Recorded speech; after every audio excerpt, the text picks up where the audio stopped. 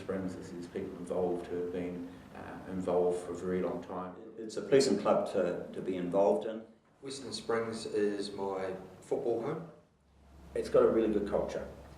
People are genuinely interested and involved.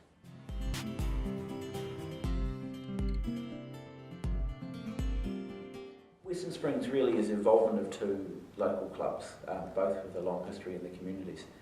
They both had a strong junior and senior membership and a tradition of involvement of players and supporters in running the clubs. Really it's a representation of our local community as well as being a little community within itself. It is an amateur sports club. It was sort of established back in the early days of, came from the early days of amalgamated clubs, but the two senior clubs being obviously Point Chevley and Grey Lynn.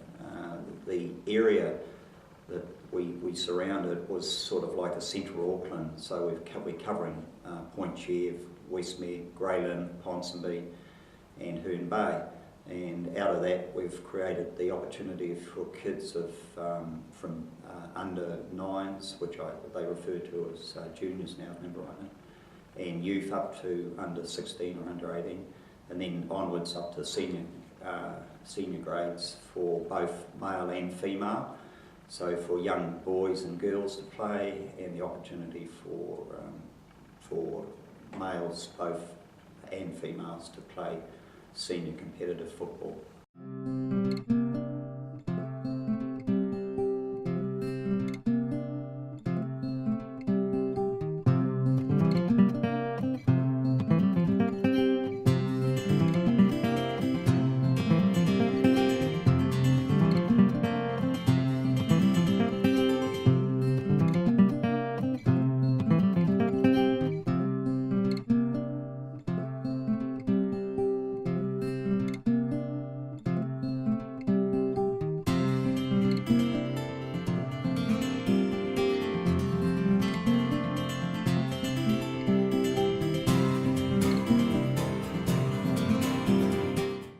Played all the grades of football within Springs, from juniors through seniors, and also coached most of the grades as well.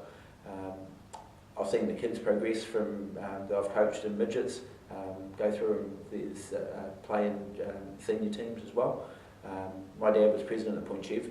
I was president at Point Chev and Western Springs.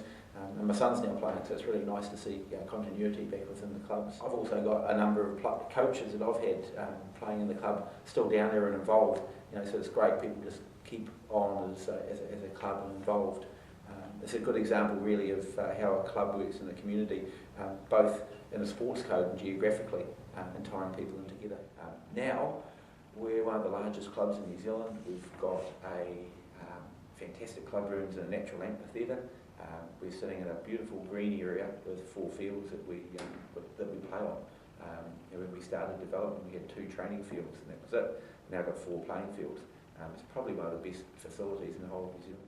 Where we stand now with regard to the club, our club rooms, the fields that we've got available to us, the number of players and the strength of the players, that hopefully that we will move forward again into the future and become one of the strongest clubs.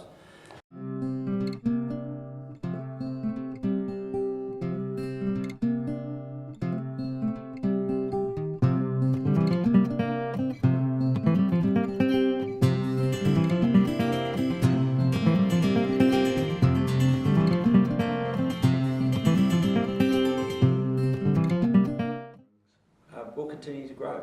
I think we've seen that with our plans we have. As part of the funding plans for the extension of the club rooms, we developed a 5-year plan. That is showing through as we're actually starting to develop our youth, bring them through, develop a youth policy for our first team, looking at developing artificial fields down here. We'll actually grow as a team both in our playing abilities and also the facilities that we have. It's a pleasant club to be involved in. You've only got to come down here on a Friday night or a Saturday night and see that with regard to the children playing on the Fridays, and on Saturdays obviously the competition that goes on, and then the social event that happens after the senior game normally. It's got a really good culture.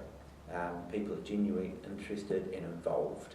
I played for a number of other clubs of higher divisions, which is why we're there to play higher division football. And the culture's been great, but it's not been as inclusive as it has down here, which is really enjoyable. We're not the highest division football for our men's football, and we're always trying to get there.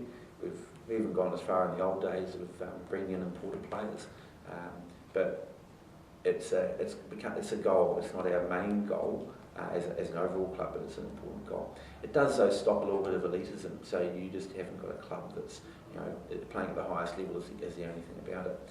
We're probably a feeder club, which isn't a bad thing.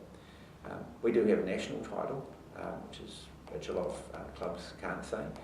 So our women's team won the National Knockout Cup, and we've produced a number of white ferns, which is quite incredible. I wanted us to be in a football strip, so there's very few green and white strips in New Zealand, and certainly there's not the Celtic hoops, but it is actually a football strip and identifiable as that.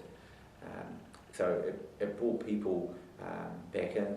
It was a big job to progressively get our seniors and juniors into the strip because it's not off the rack strip. We have to have it made. It goes back a long way.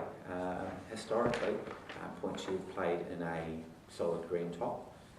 Greylin played in the Celtic hoops, and those hoops were also the strip of the Celtic Association Football Club in Scotland. And Celtic at that stage had gone through, they originally comrades in Greylin and then Greylin Celtic to bring on that side of the support. Going into playing green at the start was the right thing politically. We just kept our strip, kept our place in the league, changed our name as a club. But now on a weekend during winter in Auckland, with the size of our club, you go to any field and you see green and white hoops there, and you know it's Western Springs, and it immediately stands out and identifies us from any other club in the whole of New Zealand.